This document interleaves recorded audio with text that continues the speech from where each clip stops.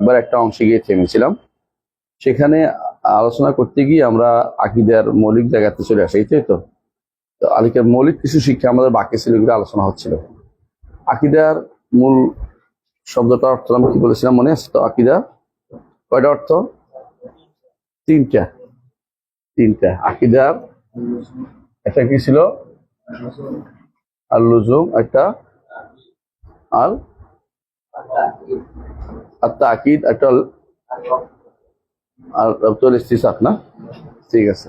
তাহলে এবং আমরা বলেছি আকীদা শব্দটা, আকীদা দুই প্রকার। আকীদার যে আরো অনেকগুলো আছে, এটাও আগে পড়াইছিলাম, তাই না?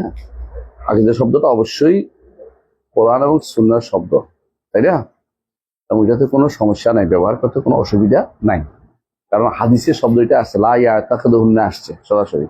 এবং এটা ইমাম ইয়া উল্লেখ করেছেন, ওমর ইবনে আব্দুল আজিজ, সাহাবীরা উল্লেখ করেছেন, তারা আকীদা শিখাতে বলছে, তাই না, সন্তানদেরকে। তাহলে বোঝা গেল। এবং এটা ব্যবহৃত হয়ে আসছে সদর আউয়াল থেকেই।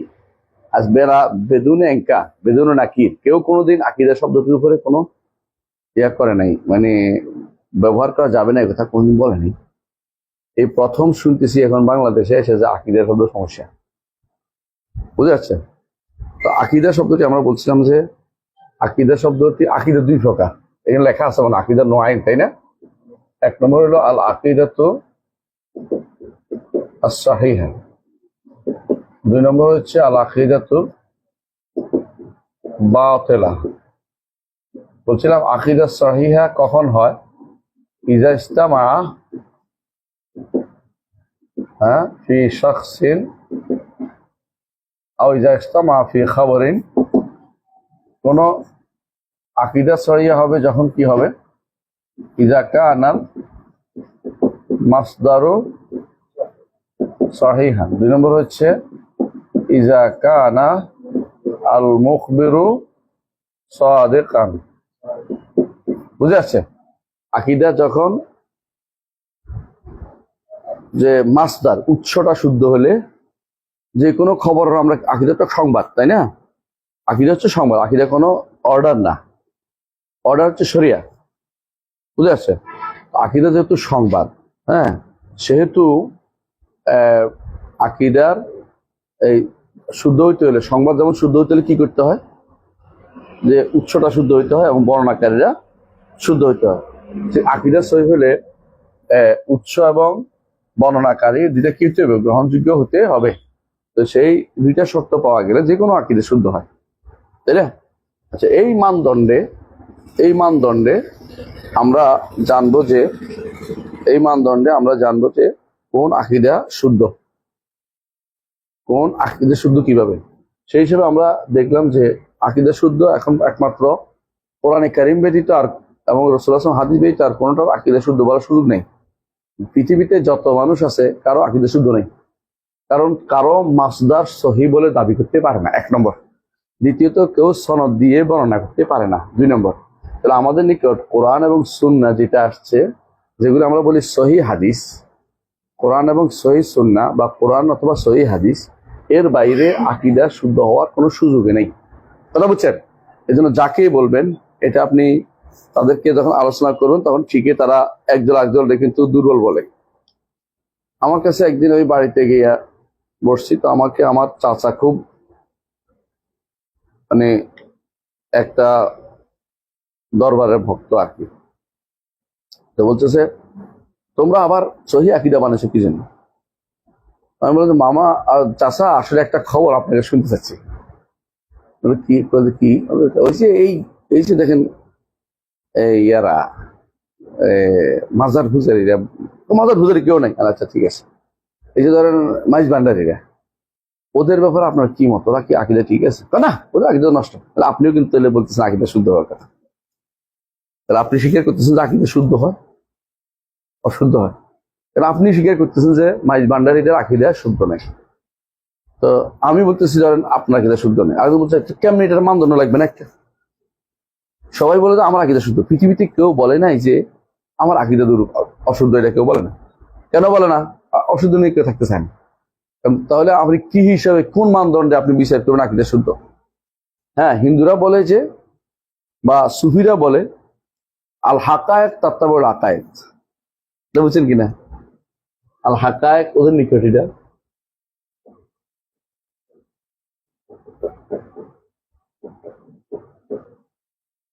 সুফিদের একটা এটা মূলনীতি হলো যে যা বিশ্বাস করে সেটা যে যা আকীদা গ্রহণ করে এটা হক হয়ে যায়, এটাই আসলটা হয়ে যায়। অনেকে এই জন্য তারা মনে করে যে আপনি কোনো একটা এই কাঠের মধ্যে যদি কোনো অনেকক্ষণ তো চিন্তা করে কাঠ আমার উপকার করবে, বাস্তবিটা আপনি উপকার করে ফেলবেন। এই জন্য তারা কবর কাছে চায়, কবর চাইছি তো এটা আমার এখন কাজে লেগে যাবে। হাস্যকর জিনিস, বুঝে না কথা না? তারা বলে আল হাকায়েক তাত্তাবুল আকায়েদ, কোনো কিছু যদি এটা সত্য কি অসত্য এটা তার আকীদার উপর নির্ভর করে। যে যেটা করা যায়, এই জন্য তাদের অনেকে বলে যদি পাথরের উপর আপনি বিশ্বাস ঠিক রাখেন তাহলে আপনার কাজে লাগবে। হ্যাঁ, হাজারিন লানাফা আঁকা, এদের বক্তব্য এরকম। এই জন্য তারা পীরের কথা যত বলে হোক ভালো করে নিলে তোমার কাজে লাগবে। এরাই বের করছে বিশ্বাসে হ্যাঁ ধর্ম মিলে তর্কে বহুদূর, বস্তু মিলে তর্কে বহুদূর, এই সালাকি বের করছে ওরা। এরই মিথ্যা কথা, বিশ্বাস করলে তোমার শুদ্ধ হয়ে যাবে, কথা ঠিক নয়। ওরা মনে করে যে কোনো পাখিতে আপনি বিশ্বাস করেন পাখি এটা করে, পাখিটা আপনার করে দিবে, মাছও এটা করে দিতে পারে। মানে এটা হলো তাদের হাল হাকায় তাত্তাবুল আকায়। কিন্তু তো শুভস্থায়ীদের কথা, শুভস্থায়ী মানে বুঝছেন তো, শুভস্থায়ী একটা গোষ্ঠী ছিল যারা কোনো কিছুতে স্থির থাকতো না, এখন এটা তখন এটা তখন এটা, এরকম। কিন্তু ধর্মের একটা বিশ্বাস হচ্ছে এটা যে সুনির্দিষ্ট আকীদা নেই, একটা প্রশ্ন করলে হলো এটা কাজে লাগবে, যেটা প্রশ্ন করেন এটাও কাজে লাগবে। কিন্তু এগুলি কোনো বুদ্ধিমান বা বিবেকবান মানুষের হতে পারে না। মানে আল্লাহ তাআলা যাই কারণে কোরআন দিছে, হাদিস দিছে, মানুষ সৃষ্টি করছে, এগুলি কোনো এরকম কাজ সত্য না। আপনি যদি কোনো একটা সারাদিন এর দিকে তাকায় থাকে, সূর্য হয়ে যায় সূর্য হয়ে যায় সূর্য হয়ে যাবে, এটা মিথ্যা কথা। এটা হ্যাঁ, কোনো একটা আপনার স্ত্রী যদি কালো হয় তাহলে সারাদিন তুমি জান্নাতের হুরি হয়ে যাও, এটা হয়ে যাবো। তো এটা মানে এটা তো মিথ্যা কথা বোঝা যাচ্ছে। তাহলে এই জিনিসগুলো অনেক কিছু কি মানুষের ভিতরে ভুল তথ্যের উপর নির্ভর করে এগুলি তারা বলে থাকে। আমি বুঝাতে পারছি কথাটা? কিন্তু মৌলিক শুদ্ধ কথা হচ্ছে এটাই যে কোনো আকীদা শুদ্ধ হলে উৎসটা শুদ্ধ হবে এবং বর্ণনাকারীরা শুদ্ধ হবে, খবরদাতা শুদ্ধ হবে। এই দৃষ্টিকোণ থেকে এই মাপকাঠি দিয়ে যদি আপনি পৃথিবীর মানুষের আকীদাকে মাপেন, আপনি কিন্তু কোনো গ্রন্থের বা কোনো অনুসারীদের আকীদা আপনি শুদ্ধ হবেন না।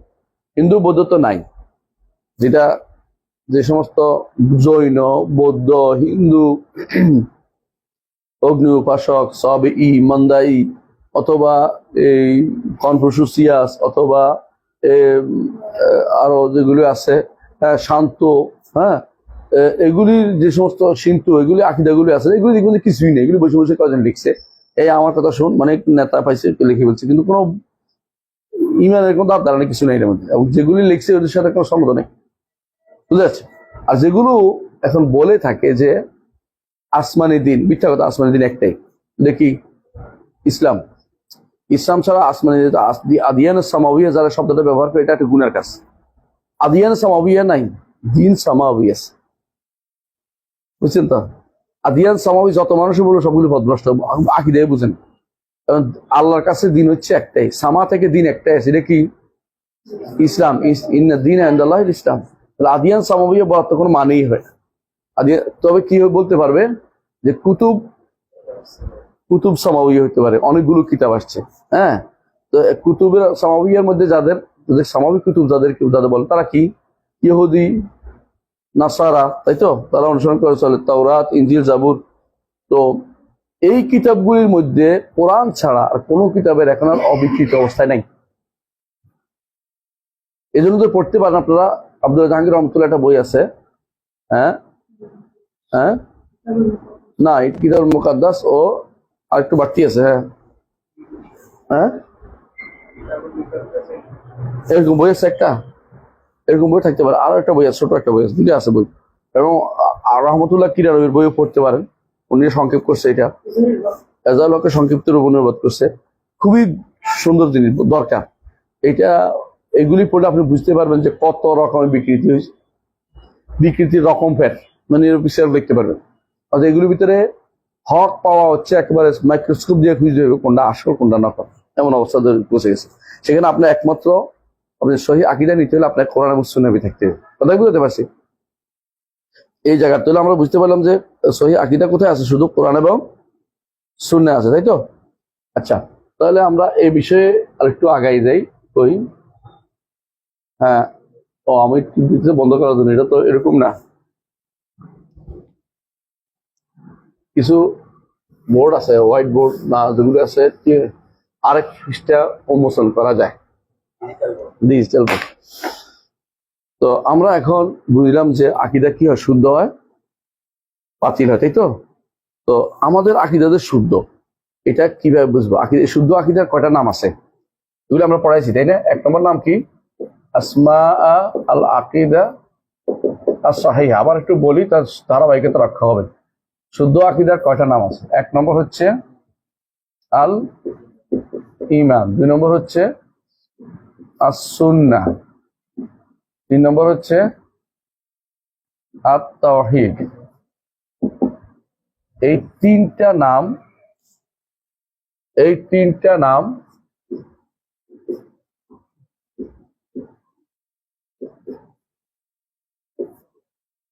সালাফদের মধ্যে সালাফদের সর্বপ্রথম স্বীকৃত। এরা শুধু সালাফরাই ব্যবহার করছে, এই তিনটি নাম শুধু সালাফরাই ব্যবহার করছে: ঈমান, সুন্নাহ, তাওহীদ। ঈমান, সুন্নাহ, তাওহীদ, এই তিনটা নাম কারা ব্যবহার করছে? শুধু সালাফরা ব্যবহার করছে। এই তিনটা নাম অন্য কেউ ব্যবহার করে নাই, বুঝছেন? সালাফরা আরেকটা নাম ব্যবহার করছে, কিন্তু কম রেয়ার, এটা হচ্ছে আশ-শরিয়া। আরেকটা নামেরও অস্তিত্ব দেখা যায়, এটা হচ্ছে কি? আল ফিকহুল। কটা হলো?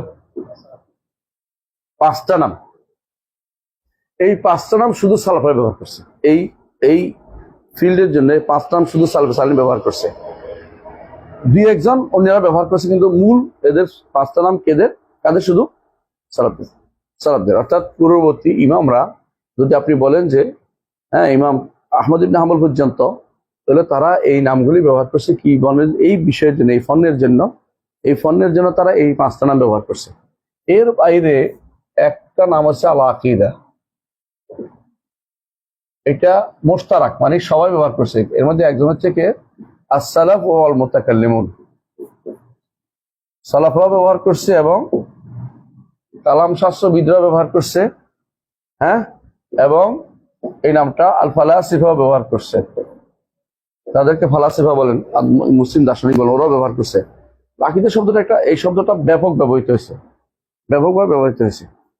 এর বাইরে আরেকটা শব্দ ব্যবহার করছে, সব ব্যাপক অর্থে, এগুলো উসুল উদ্দিন। এটাও as-সালাফ ওয়াল মুতাকাল্লিমুন, ওরা ব্যবহার করে নাই। তাহলে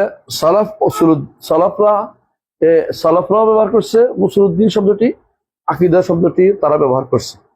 বুঝে আসছে? আচ্ছা, এগুলি হইল যারা বিশুদ্ধ আকীদা লেখে অথবা বিশুদ্ধ আকীদা ধারায় লেখে, তারা এগুলি লিখছে, এই নামে লিখছে। যেমন আল ইবানা উসুলউদ্দিন। আবার উসুলউদ্দিন নামে আব্দুল বাগদাদির একটা বই আছে, উসুলউদ্দিন, আকীদা লিখছে, লিখছে। আবার ধরেন আকীদা নামে সবাই লিখছে, একেবারে সবাই পাইকারি ভাবে। কখন থেকে? আবু হানিফা রাহমাতুল্লাহ আলাইহির পর থেকে বই আকারে লিখছে অনেকে, আকীদা নাম দিয়ে লিখছে। আল আকিদাতু ফিল কাদার, আকিদাতু ফুলান এভাবে লিখছে। আকিদাতু রাজিয়াইন এভাবে সবাই লিখছে। ইমান মানে সালাফরাও লিখছে, খালাফরাও লিখছে। বুঝে আসছে কথাটা? মুতাকাল্লিমিনরাও লিখছে, সালাফ ও মুতাকাল্লিমুন সবাই এই নামটা লিখেছে। তাহলে আমরা দেখতে পাচ্ছি যে এইগুলি এই 7টা নামই আমাদের কাছে গ্রহণযোগ্য। তবে এই নামগুলিতে আকীদা উসুলউদ্দিন নামে মুতাকাল্লিমিনরা এদের সাথে আমাদের সাথে কি আছে? শরীক আছে। তাহলে আকীদা নামটি যারা বিরোধিতা করে তারা একবারেই জাহেল, মোটেই জাহেল। কারণ এটা এখানে বিরোধিতা যাক কোনোদিনই ছিল না। এরা বিরোধিতা করে এই জন্য যে আমরা এখানে গুরুত্ব দিই, এরা এখানে গুরুত্ব চায় না। এরা কি চায় গুরুত্ব বলেন তো? আন্দোলন চায়, কেউ আমল চায়। রাস্তা রাস্তা হেঁটে আমল করবেন। কেউ আন্দোলন চায়, বুঝলেন না, আন্দোলন হলে সব হয়ে যাবে, নামও রেখে বলছে আন্দোলন অনেকে। আবার কেউ কেউ কি চায়, হ্যাঁ, শাসনতন্ত্র, কেউ খেলাফত, ওদিকে কেউ আছে যুদ্ধ চায়, কেউ যুদ্ধ চায়, কেউ গজওয়াহিদ চায়, কেউ টাকা পয়সা চিন্তা ভাবনা করে, শুধুমাত্র ডলারের চিন্তা ভাবনা করে, কেউ এই যে যেদিকে বুঝা ওদিকে মিললে হইলো আকীদা শুদ্ধ হোক আর না হোক। কিন্তু যারা আকীদা শুদ্ধ যারা, তারা কিন্তু কারোর সাথে মিশে না, তখন এরা খেপে যায় যে এরা কারোর সাথে কিছু পারে না। এই জন্য দেখবেন আপনি কারো অনেকের সাথে কথা বলেন, তারা বলবে যে আমরা তো এটা কিছু করি, আপনি কি করেন? আপনি কিছুই করেন। তো আমরা কি বলবো? আমরা যেটা করার দরকার এটা করি, কিন্তু আপনারটা করি না। আমরা যেটা নবী রাসূলরা করছে এটা করি, নবী রাসূলরা আপনারটা করে না, আমারটা করছে। তাহলে আপনারটা করছেন, প্রমাণ দেন। আমাদেরটা যে নবী রাসূল করছে আমরা আপনাকে প্রমাণ দিব, কোরআন হাদিস দলিল দিব। নবী রাসূল আসে কি বলতেন? ইয়া কওমি ইবুদুল্লাহ মা লাকুম মিন ইলাহিন গায়রু। প্রত্যেক নবী, কোরআন হাদিস কোরআন খুঁজে পান, প্রত্যেকে বলতো, নবী, আমাদের নবীর দাওয়াত কি ছিল? কুলু লা ইলাহা ইল্লাল্লাহ তুফলিহু। তাই তো, আমরা লা ইলাহা ইল্লাল্লাহ শিক্ষা দিচ্ছি, এর বাইরে যাচ্ছি না। মানুষদেরকে আমরা লা ইলাহা ঈমান এবং তাওহীদ শিক্ষা দেই, যেটা নবী রাসূলদের সারা জীবনের কাজ ছিল। এটা এর বাইরে কাজ পাইলে করছে, না পাইলে তাদেরকে আল্লাহ জিজ্ঞাসা করবে না। যে জিনিস প্রত্যেকে জিজ্ঞাসিত হবে, এটা কোনটা? ঈমান, তাওহীদ, সুন্নাহ, শরিয়া, ফিকহুল আকবর, আকীদা, উসুল দ্বীন, যেগুলো নাম দিয়েছে, এগুলি আপনাকে যেই নামে ডাকেন না কেন একই কথা। সেটা কোনটা? সেটা কোনটা? আকীদা। যে নামে দেন না, এটা আকীদা। এবং এটা সম্পর্কে আপনাকে কি করতে হবে? প্রশ্ন করা হবে। এটা সম্পর্কে আপনাকে প্রশ্ন করা হবে, মানে এটা সম্পর্কে প্রশ্ন না করে আপনি যেতে পারবেন না। কার ইবাদত করেছো, কিভাবে করেছো? প্রত্যেকটি মানুষ হাসরের দিন বলতে হবে, কার ইবাদত করেছো, কিভাবে করেছো। কবরে কবরে গেলেও প্রশ্ন করা হবে, রব কে ছিল, দিন কি ছিল, হ্যাঁ, আর তোমার নবী কে ছিল। এগুলো হচ্ছে কার ইবাদত করেছো, কিভাবে করেছো। এটাই। এই প্রশ্নের উত্তর ছাড়া সামনে যেতে পারবেন না, কবরেও না, হাসরের মাঠেও না, কোথাও পার পেতে পারবেন না। এটা আপনার এইটা জানা সবার আগে দরকার, প্রতিটি মানুষের ফরজ কর্তব্য। এটা আমার গুরুত্ব লিখছিলাম না ওই দিন, ঠিক না? তাহলে আমার বুঝেন যে এইটা খুবই দরকার। অথচ প্রত্যেকে বলে, কেউ বলে যে আমাদের সাথে রাষ্ট্র প্রতিষ্ঠা করে। রাষ্ট্র কার উপর প্রতিষ্ঠা করবেন আপনি বলেন তো? কার উপর আপনি রাষ্ট্রীয় প্রতিষ্ঠা করবেন? যারা আকীদায় শুদ্ধ না তাদের উপর আপনি রাষ্ট্র প্রতিষ্ঠা করে কি করবেন? তারা তো আপনাকে তখন কোরআনকে মাখলুক বলবে। এখন যারা আশারি মাতুরিদি আছে, এরা আমাদের কাছে থাকা কোরআনকে তো সৃষ্ট বলে। কোরআন নাকি মাখলুক, এই কোরআন মাখলুক বলতেছে ওরা। তাহলে তোমরা এদের সাথে তোমরা এক হয় কি করে? এদের সাথে এক হওয়ার তো কোনো সুযোগ নাই। আপনি বুঝছেন কিনা? আকীদা শুদ্ধ তাদের নাই। তাহলে এই অংশটুকু আমাদের প্রত্যেকেরই জানতে হবে, বুঝছেন তো কথাটা? এটা না জেনে কেউ পার পেতে পারবে না। আচ্ছা, এ হলো কি আসমাউল আকীদা সহিহ। মুছে ফেললাম।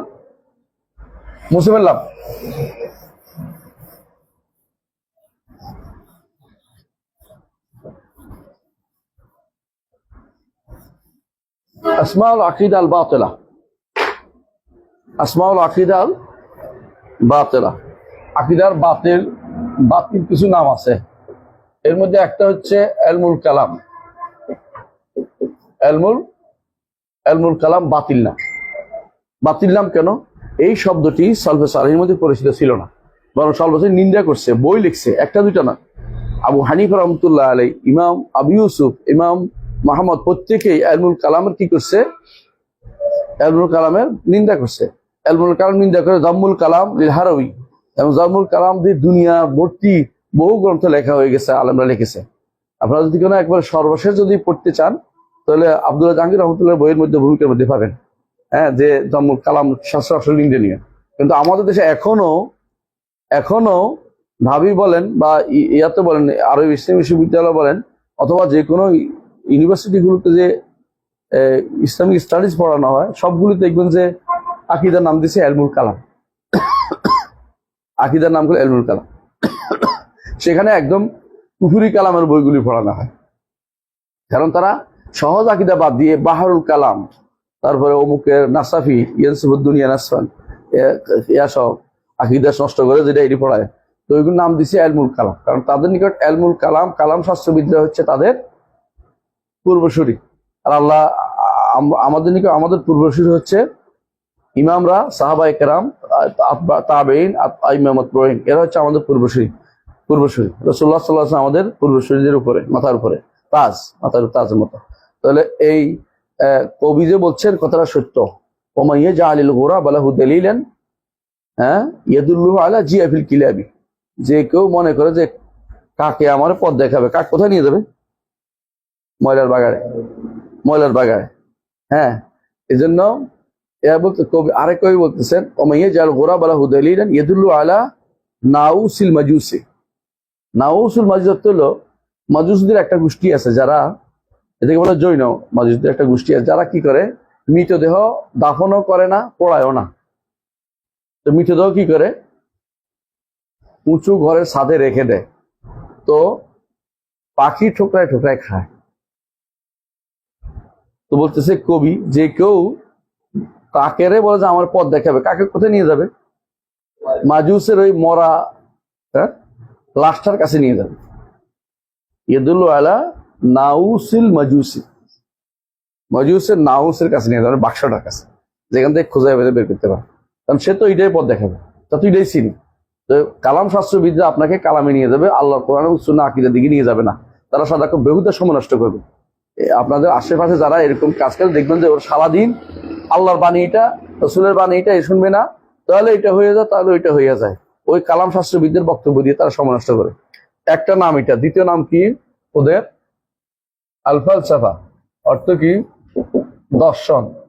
এগুলি নিষিদ্ধ একটা কি, নিষিদ্ধ একটা নাম। এই নামও আকীদার জন্য ব্যবহার করা বৈধতা নেই, কারণ এটা ফালসাফা অর্থ দর্শন, আর আকীদা হচ্ছে খবর।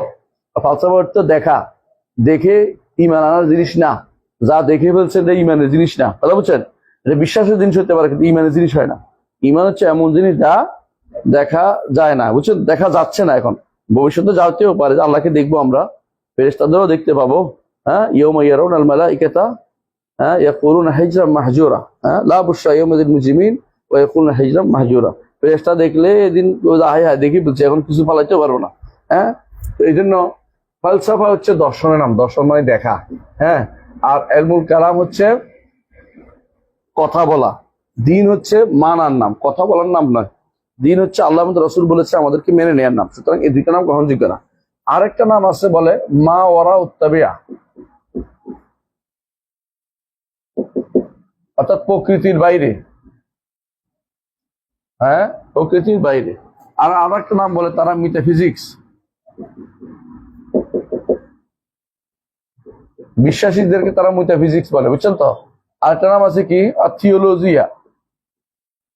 আপনারা তো রাগ করবেন যে আমরা থিওলজিতে পড়ি, এগুলি আকীদার জন্য ব্যবহৃত হতে পারে না। থিওলজি, এগুলিও থিওলজি, মেটাফিজিক্স, এগুলি একটা আকীদার নাম না, এগুলি হচ্ছে মানুষের বানানোর নাম।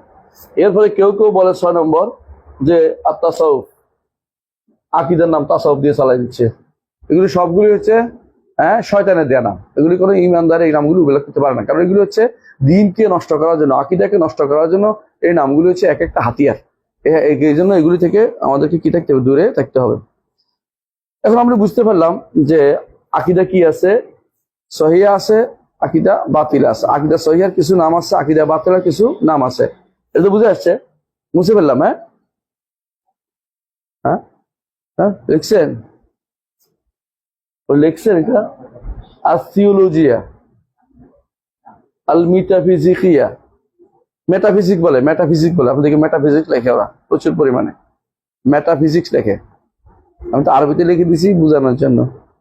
আর থিওলজিয়া, থিওলজি বলে না, থিওলজি ইসলামিক আছে না আপনাদের এখানে? থিওলজি ইসলামিক, হ্যাঁ, থিওলজি মূলত ইসলামিক কিনা আমি জানি না, কিন্তু আমার মনে গ্রিক শব্দ মনে হতে পারে। লজিক থেকে লজি আছে না, থিও ধর্মতত্ত্ব অনুবাদ করে আর কি। আমরা ধর্মতত্ত্ব, ধর্ম তো আমাদের দিন তো ধর্ম না, আমাদের ইসলাম তো ধর্ম না, ইসলাম তো দিন। কে বলবেন দিন আর ধর্ম কি পার্থক্য, দেখে বলতে পারেন কিনা? হ্যাঁ, দিন আর ধর্ম কি পার্থক্য? হ্যাঁ হ্যাঁ হ্যাঁ হ্যাঁ হ্যাঁ, একদম একদম একদম। হ্যাঁ, ঠিক আছে। কেন কেন দিন, ইসলাম কেন দিন হলো? অন্যগুলো ধর্ম কেন বললেন? অন্যগুলো কি দিন, দিন আরবিতে দিন নেই? আরবিতে অন্যগুলো দিন বলা হয়েছে, আলাল উমুম, ব্যাপক অর্থে দিন বলা হয়েছে। কিন্তু বাংলা ভাষায় ধর্ম একটা বিশেষ অর্থ বহন করে। ধর্ম শব্দের অর্থ হচ্ছে যা ধারণ করে। যেমন আগুনের ধর্ম কি? পানির ভিজিয়ে দেয়া, বিদ্যুতের স্পৃষ্ট করা। হ্যাঁ, ধর্ম বুঝছেন তো আপনি? যে যেটা ধারণ করে এটাই ধর্ম। ধর্ম যদি হয় তাহলে আর ইসলামের ধর্ম বললে ইসলাম বরবাদ হয়ে যায়, কারণ ইসলাম তো যে যা ধারণ করে তা ধর্ম না।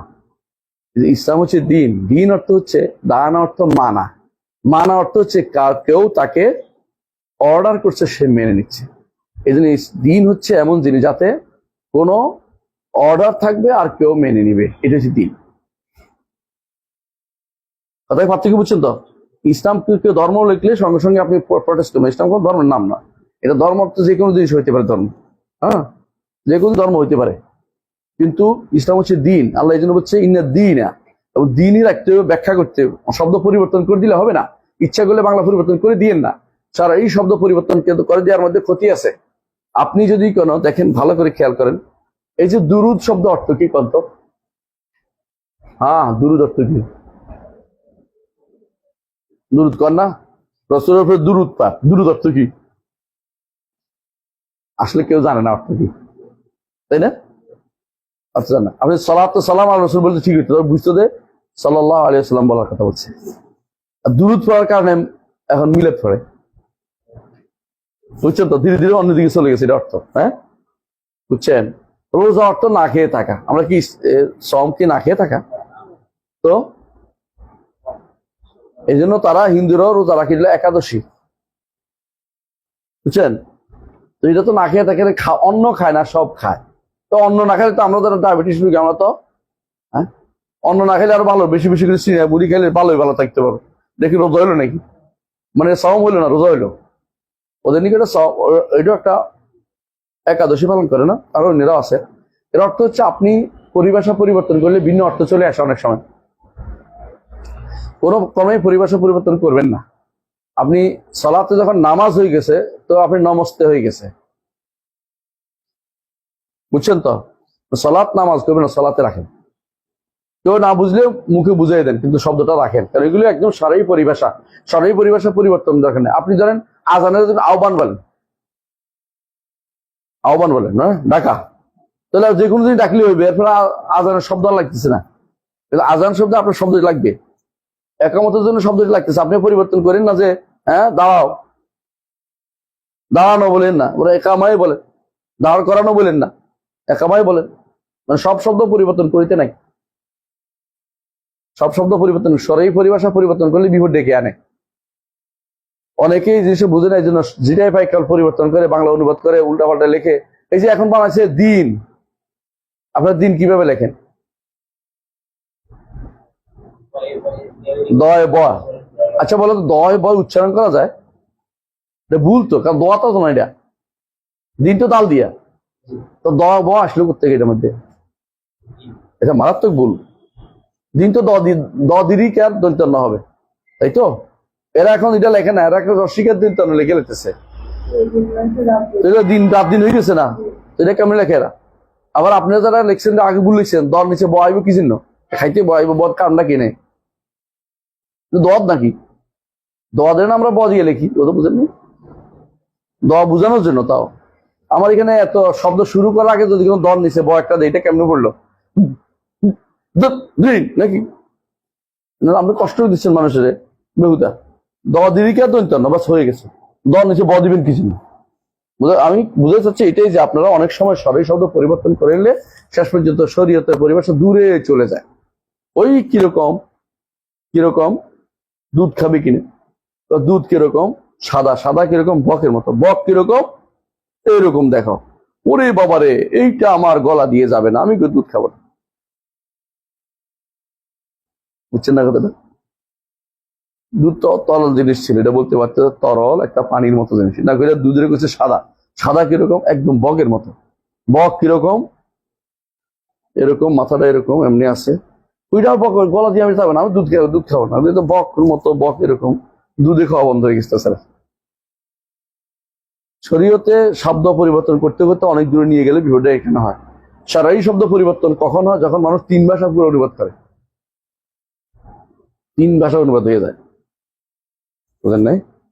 প্রথমে আমার দেশে একসময় কি করতো, প্রথমে আসলে আরবি, আরবি অনুবাদ হচ্ছে ফার্সি, ফার্সি থেকে উর্দু, উর্দু থেকে বাংলা। আমরা যে কত দূরে গেছিলাম দিন থেকে আল্লাহ জানে। সরাসরি আপনার দিনের ভাষা হচ্ছে আরবি। উর্দু ফার্সি কোনো দিনের ভাষা না। উর্দু ফার্সির পড়ার কোনো দরকার নেই।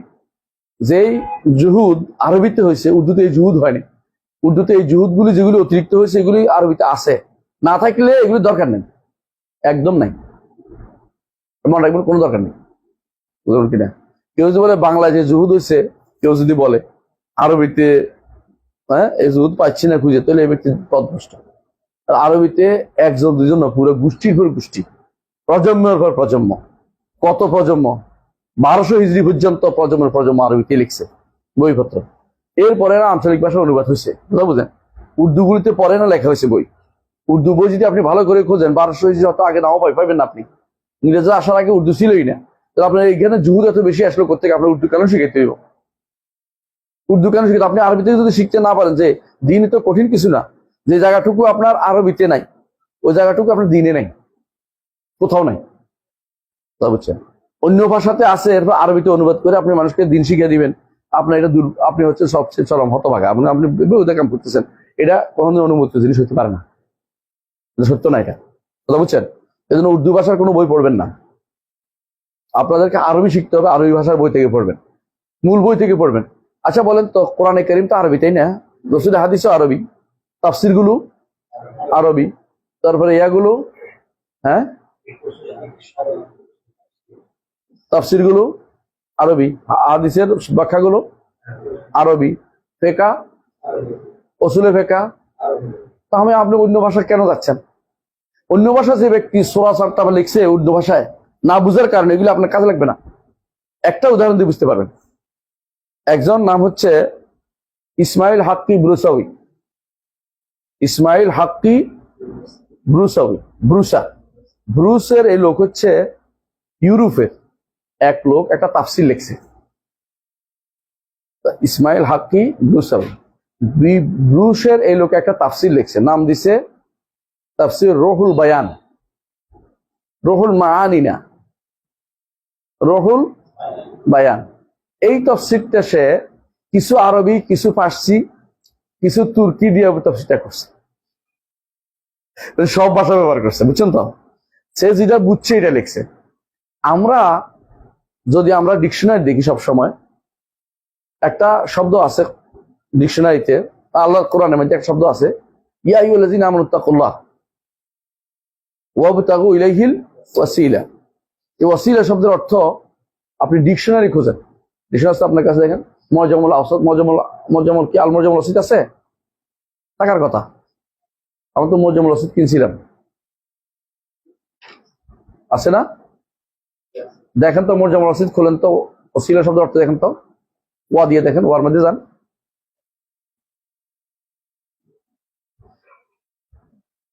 আপনি দুইটার বেশি পাবেন না। ওসিলা শব্দের অর্থ আল কোরবা, আরেকটা হচ্ছে মনজিলা। একটা কি কোরবা, একটা কি, হ্যাঁ, কোরবা একটা কি? শব্দগুলি বলেন, জোরে বলেন, দেখি না আপনি। ওইটা জমা বলছে, আপনি এটা বুঝেন না, জমা বলছে, জমা ওয়াসায়ের, ওয়াসায়ের না, মানে ওসিলা শব্দের মূল আরবি অর্থ হচ্ছে কোরবা। আরেকটা অর্থ আছে নিচে দেখেন, আমরা তো ডিকশনারি পড়তে জানি কি না, ডিকশনারি কি করে একটা শব্দ বলে আরেকটা টান দিয়ে আরেকটা শব্দ লেখা, দুটো অর্থ কই?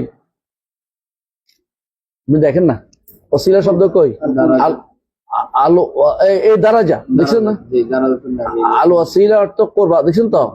আরেকটা কই? ওসিলা দ্বারা, ওসিলা এখানে তো কোথায় আছে? এটাই তো দারাজা, দারাজা তো নবী সাল্লাল্লাহু আলাইহি ওয়াসাল্লাম জান্নাহ, দেখছেন তো? একটা কি করবা, একটা হলো দারাজা নবী ফিল জান্নাহ, বুঝছেন তো?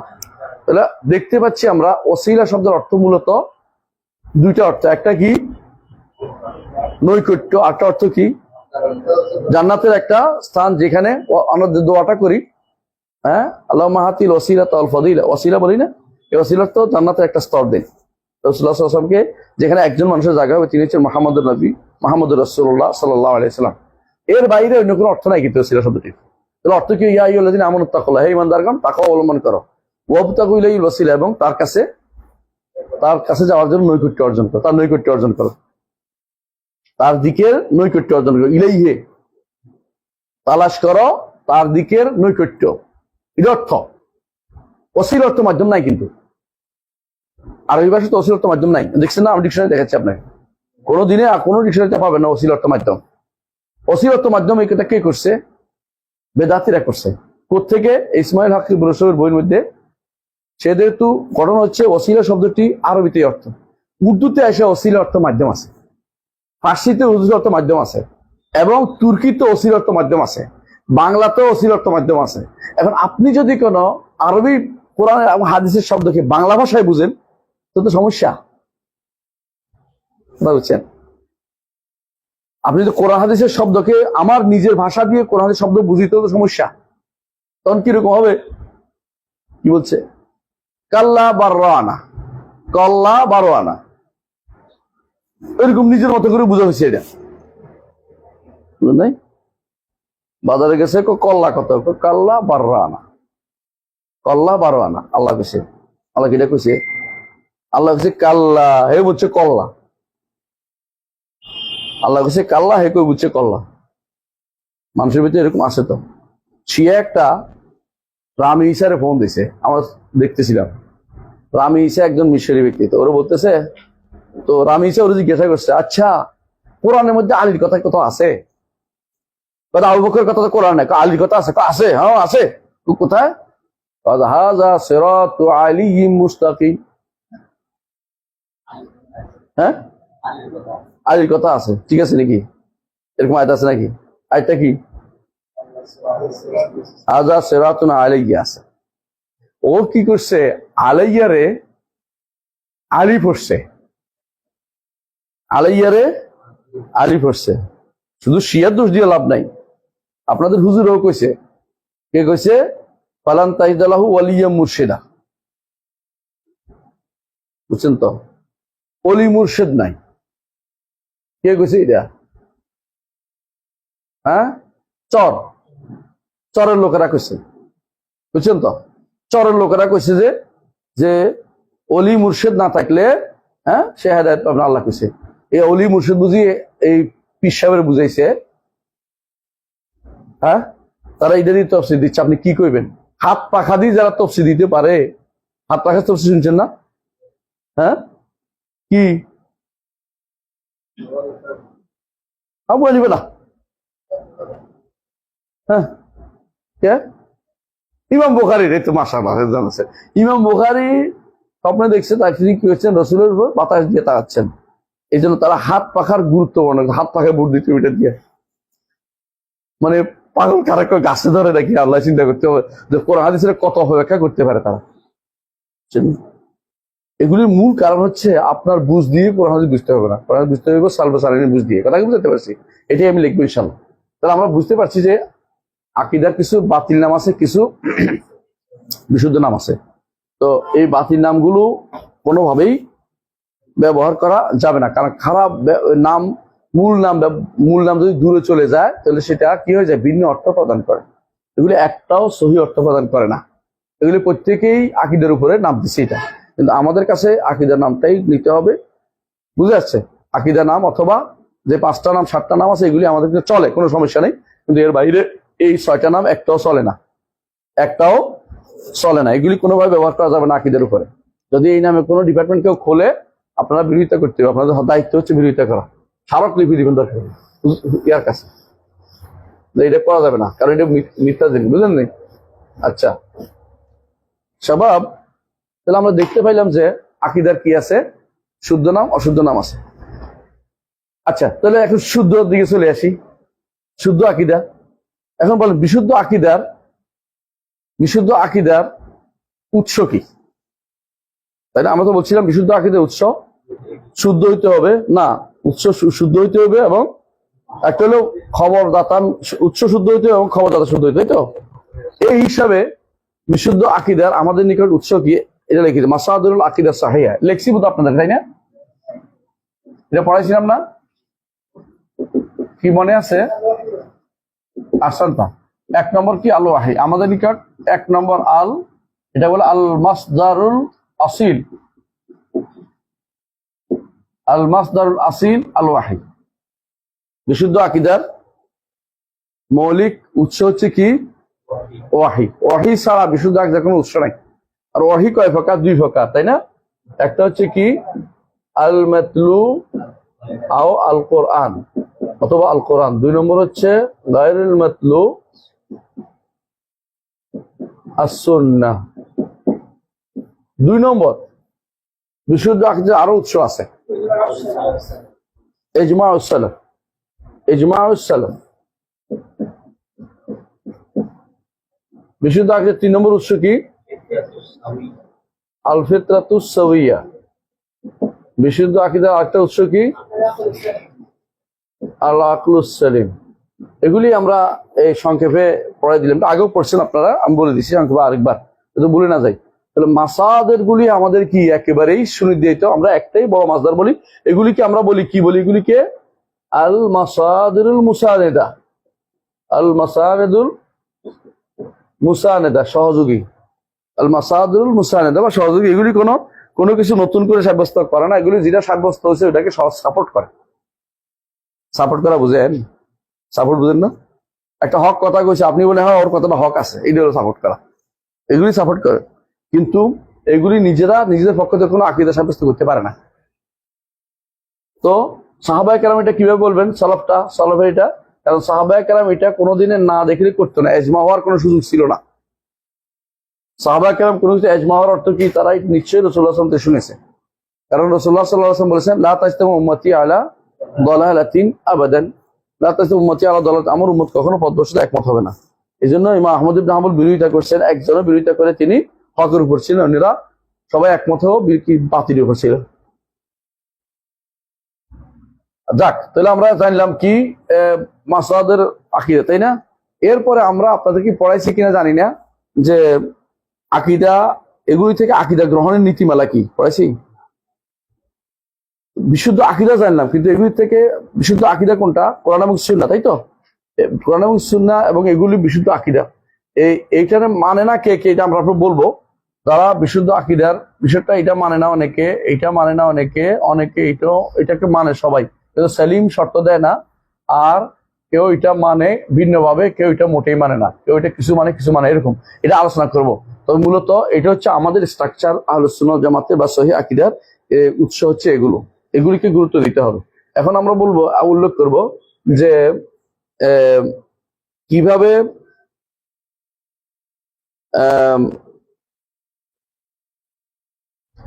আকীদা গ্রহণের নীতিমালা, আকীদা গ্রহণের নীতিমালা,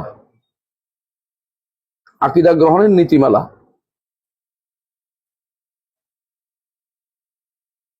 আকীদা গ্রহণের নীতিমালা এটা কোথায় গুলো? মাসাদুল ইস্তিদলাল, মুসিবুল, এটা জি, এটা তো আপনার কাছে আছে।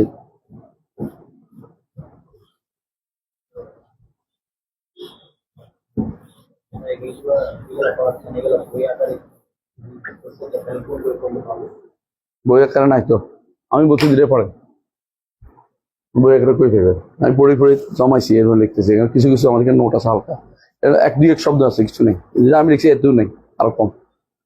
তো এখনো আমি আলোচনা আউজুহুল ইস্তিদলাল, কিভাবে আকীদা থেকে কাওয়াইদুল ইস্তিদলাল, আউজুল ইস্তিদলাল আলাল আকীদা, হ্যাঁ,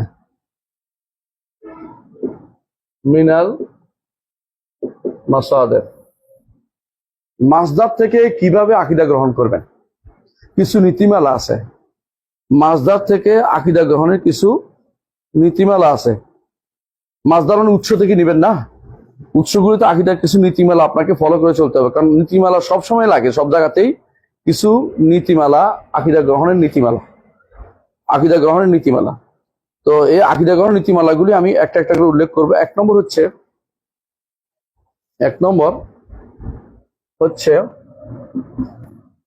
নম্বর আল ইমানু, এটা পড়াইছি কিনা মনে আসতেছে। আল ইমানু ওয়া তাসলিমু ওয়া তাযীমু লিনুসুসিল ওয়াহইয়াইন। এক নম্বর নীতি হচ্ছে আপনাকে কোরআন এবং সুন্নাহ, ওয়াহইয়াইন বুঝছেন তো, কোরআন এবং সুন্নাহর নুসুস মানে কি? ভাষ্য। কোরআন এবং সুন্নাহর ভাষ্যকে আপনাকে তিনটা কাজ করতে হবে: ঈমান আনতে হবে, মেনে নিতে হবে, সম্মান করতে হবে। ঈমান আনতে হবে, মেনে নিতে হবে এবং সম্মান করতে হবে। উদাহরণ দিব, উদাহরণ দেই যে আপনি জানছেন যে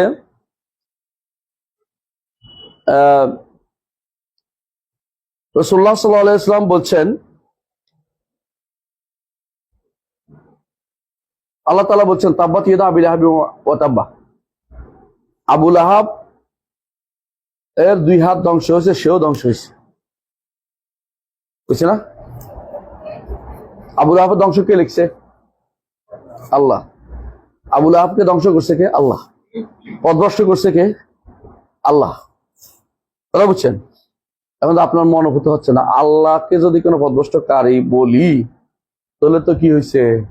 আল্লাহকে জালেম বানাই দিলাম। না না না, তো আবু লাহাব নিজে ধ্বংস হয়েছে, আল্লাহ তাআলা তাকে ধ্বংস করেননি। আবু লাহাব নিজেও ধ্বংস হয়েছে, আল্লাহ ধ্বংস হয়েছে। আচ্ছা, যে আবার একটু বুঝাই বলি, আপনি আরেকজনকে মেরে ফেলছেন, এখন এই মৃত্যুটা কি আপনি দিছেন না আল্লাহ দিছে? আল্লাহ দিছে। তো আপনার দোষ কিসে? আল্লাহ যদি, আপনার দোষ কিসে? আল্লাহ দিছে। এইখানে হচ্ছে পথভ্রষ্টতার শুরু হয়েছে এখান থেকে। আল্লাহ দিছে, কিন্তু আল্লাহ মৃত্যুটা দিছে, কিন্তু কারণটা আপনি হয়েছেন। এই কারণ হতে আল্লাহ নিষেধ করছে।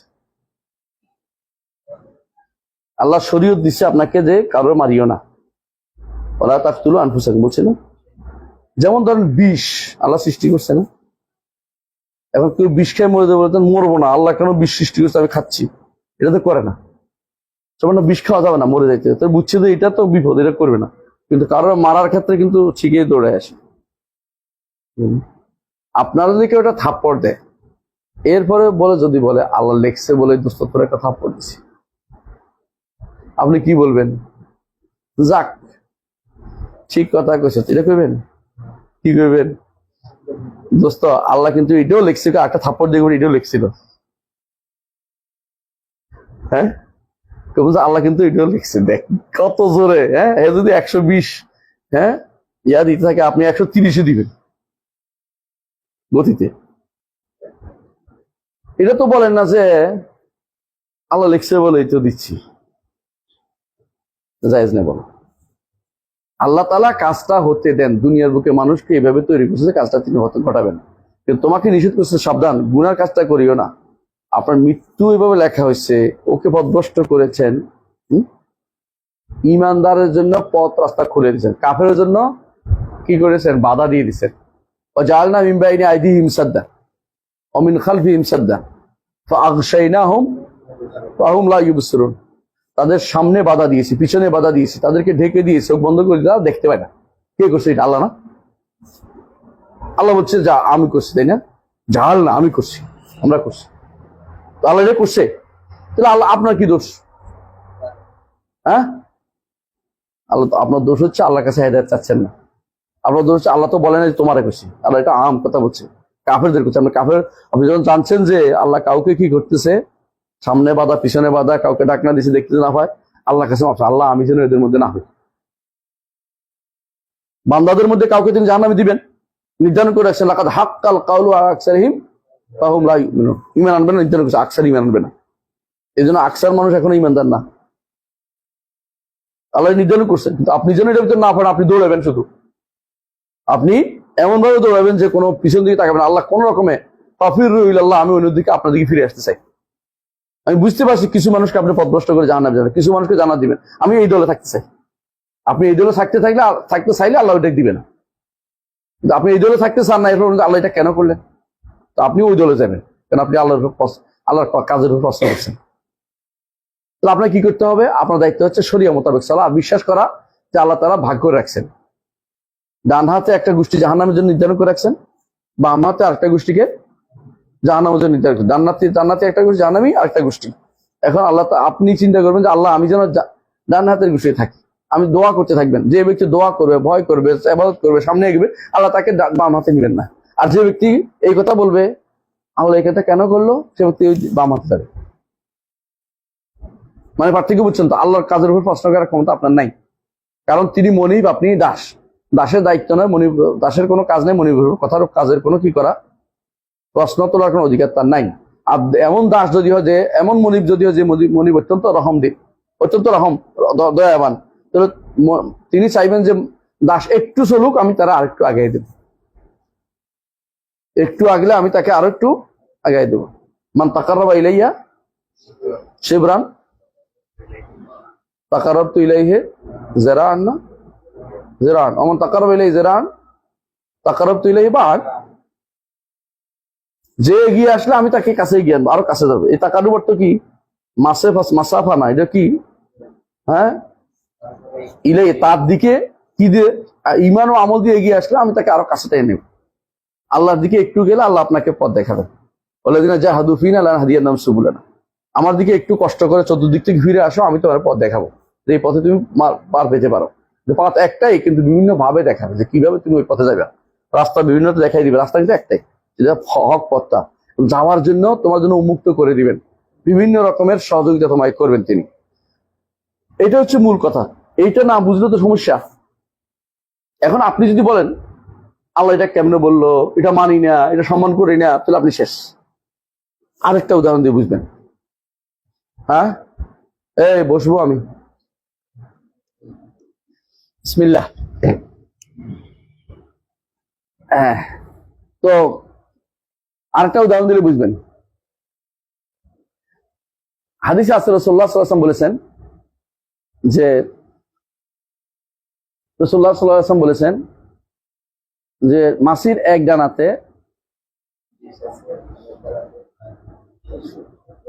ডানাতে রোগ আছে, এক ডানাতে প্রতিষেধক আছে। আপনি বড় ডাক্তার, আপনি মানতে পারলেন না, আপনি ঈমান আনলেন না, আপনি সম্মান করলেন না, আপনি কাফের। কথা বুঝছেন? এই জন্য 1 নম্বর নীতি হচ্ছে নসুসুল ওয়াহিয়াইন, কোরআন এবং সুন্নাহর ভাষ্যতে প্রমাণিত হয়েছে এটা সুন্নাহ ভাষ্য। এরপর আপনি এটার মধ্যে আর কথা বলতে পারবেন না। আরেকটা বলি, কবর আযাব। আপনি অনেক বড় বিজ্ঞানী, আপনি মেশিন ফিট করে দিচ্ছেন, তার অবস্থা, শরীরের অবস্থা কি হয়, নিচে মেশিন ফিট করে কবর দিয়ে দিচ্ছেন কাউকে। এরপরে কানে লাগাইলে বসে আছেন, 1 ঘন্টা 2 ঘন্টা 3 ঘন্টা পর্যন্ত কোনো শব্দ আপনি পাচ্ছেন না, চিৎকার পাচ্ছেন না। আপনি ইমানদার না, কেন? আপনি আল্লাহ রাসূলের নির্দেশকে পরীক্ষা করতে গেছেন। এই জন্য আপনার দরকার ছিল ঈমান আনা, সম্মান করা এবং মেনে নেওয়া এবং সম্মান করা। আপনি কবরের আযাব শোনাইতে পারেন না। আমাদের কোনো ভাই তো কবর আযাব শোনাইছে, শোনাই নাই? আমরা কিন্তু কারোর নাম বলিনি। হ্যাঁ, অনেকে জান্নাতের জ্ঞানও পেয়ে গেছে দুনিয়া থেকে। জান্নাতের জ্ঞান তাহলে তো বেঁচে থাকার কথা না। যে সাহাবী জান্নাতের জ্ঞান পাইছে, কেন বলেন তো? কারণ তার জন্য শাহাদাতের মর্যাদা উন্মুক্ত করা হচ্ছিল ওই সময়। আমরা এই যে এরা যে ভণ্ডামি করে, এটা প্রমাণিত। এটা যে সাহাবী বলছে যে আমি জান্নাতের জ্ঞান পাচ্ছি কোথায়? ওহুদের কাছে। তিনি কি ফিরে গেছেন, আবার শহীদ হয়েছেন বলেই তো আল্লাহ তাআলা তার জন্য জান্নাতের সুগন্ধি টানি নিছেন। ওনারে কি জন্য টেনে নিছেন? ভণ্ডামি করার জন্য। কেউ যদি এরকম বলে থাকে ভণ্ডামি করছে, কোনো সন্দেহ নেই। অথবা ভণ্ডামি করে নাই, সেখানে কেউ সুগন্ধি আতর ফালাইছে, সুগন্ধি বেরোচ্ছে, এটা ছাড়া কিছু না। তো সে জান্নাতের গান পাইলে কই? সুগন্ধি বেশি করতে পারে। জান্নাতের গান দাবি করা কি? বাগড়ম্বর করা। এমন জিনিস দাবি করা জিনিস তার কোনো জ্ঞান নাই। ও আনতাকুলু আলাল্লাহি মা লা তা'লামুন, না জেনে কথা বলা। না জেনে কথা বলা সবচেয়ে বড় হারামের মধ্যে একটা, 5টার মধ্যে একটা। আচ্ছা, এটা যাক, আর একটা ছোট করে বলি। আপনি হচ্ছেন ভালো একজন বৈজ্ঞানিক, রাসূলুল্লাহ সাল্লাল্লাহু আলাইহি ওয়াসাল্লাম বলেছেন যে রাসূলুল্লাহ সাল্লাল্লাহু আলাইহি ওয়াসাল্লাম বলেছেন যে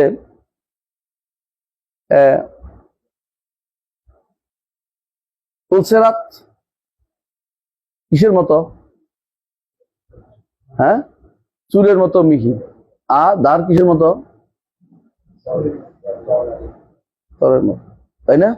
আবার বলছে যে পিচ্ছিল আছে, আবার বলছে মাজার লাতুন, আবার বলছেন যে হ্যাস কাটানো দিবে, আংটাও আছে। আপনি বলছেন এটা কোন, এটা কেমনি কইলো, এত চিকনের মধ্যে কেমনি মানুষ পার হয়? একথা বললে কি দেখবে? ইমান নাই, মেনে নেন নাই, সম্মান করেন নাই। আমি কি বুঝাতে পারছি? তাহলে বুঝছেন যে 1 নম্বর নীতি হচ্ছে আল্লাহ বলছেন মিনাল্লাহিল বায়ান ওয়া আলা রাসূলিল বালাগ ওয়া আলাইনা আল তাসলিম ওয়া তাওযীব। আল্লাহ বলছেন, রাসূলে জানাইছেন, হ্যাঁ, আর আমাদের জন্য কি? আমাদের জন্য মেনে নেওয়া এবং আমল করা। এখানে কথা বলার সুযোগ নেই, এটা কেন করলেন, কেন করলেন। অনেকে আছে হ্যাকমত বের করতে করতে অনেক সময় কি করে, হ্যাঁ, ইমান হারা হয়ে যায়। হ্যাকমত খুঁজবে, হ্যাকমত অবশ্যই আছে, আপনি পাওয়া জরুরি না। একজনে শুকরের মাংস খেয়ে আমার বলতেছে নাউজুবিল্লাহ, শুকরের মাংস আর গরুর গোশতের মধ্যে পার্থক্য দেখি না। তোমার দেখার দরকার নেই, একটা হারাম একটা হালাল। বিড়াল আর খরগোশ যে একরকম মনে করেন তো সমস্যা, বুঝেন না কথাটা? একটারে আল্লাহ হারাম করছে, একটারে হালাল করছে। হ্যাঁ, একটারে হারাম করছে, একটারে হালাল করছে। শালিয়ার বউ একরকমের, তো একজনের তো বাচ্চা চাই দিব। আল্লাহ একটা হালাল করছে, একটা হারাম করছে নিয়ম মোতাবেক। তো আপনারা এমন কোনো, মানে এখানে বিবেক খাটানোর জায়গা না, এখানে হচ্ছে মেনে নেয়ার জায়গা। ইমান আনা, মেনে নেয়া, বুঝছেন তো? আরেকটা উদাহরণ দিই, বুঝবেন ভালো করে। আরেকটা, সেটা হচ্ছে হাসরের মাঠে সূর্য কোথায় থাকবে? এখন যদি সূর্য কারো এক বিঘত উপরে, কি হইব? মরা তো দূরের কথা, তুলে দূর হয়ে যাবো সব 5 মিনিটের মধ্যে, তাই না? 5 মিনিট লাগবে না, 1 সেকেন্ডের মধ্যে। তো হাসরের মাঠে 1 মাইল উপরে থাকবে। আপনি বলেন যে কেমনে হলো, ধরলো না মাথা, ইমান আছে? ইমানও নাই। কথা কি বুঝছেন? 1 নম্বর নীতিটা কি বুঝে আসছে? হ্যাঁ, এই জন্য শরীয়তের প্রত্যেকটি কথায় কোনো কেমনে কেমনে বলার সুযোগ নাই। কেমনে কেমনে বলার কোনো সুযোগ নেই। কি বলতে হবে? আল্লাহ বলছে সত্য, রাসূল বলছেন, রাসূল পৌঁছাই দিয়েছেন, সত্য বলছেন, পৌঁছাই দিয়েছেন।